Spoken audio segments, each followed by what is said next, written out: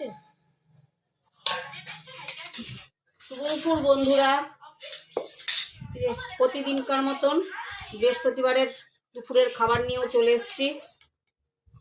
তাই এখানে সব খেতে বসেছি।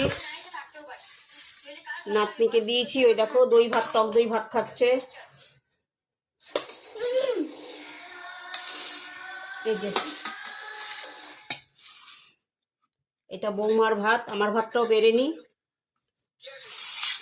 তুমি হাত দিও না। তারপর দেখাচ্ছি বন্ধুরা কি কি আছে, হোক লং হোক কোনো ব্যাপার নেই।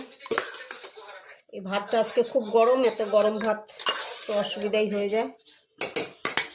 তো বন্ধুরা দেখো কি কি রান্না করেছি আজকে। আজকে বৃহস্পতিবার, পুজো টুজো দিতে সব কিছু করতে খুবই দেরি হয়ে গেছে, তো বেশি কিছু করতে পারিনি। এখানে উচ্ছে, কুমড়ো আর একটু আলু সব ভেজেছি, ফিনিশিং একটুখানি আছে।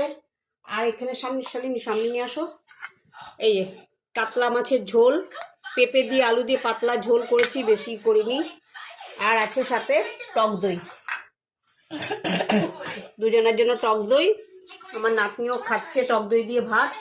তো বন্ধুরা কার কি রান্না হয়েছে, আমার রান্না কেমন লাগলো অবশ্যই জানিও বন্ধুরা কমেন্ট করে।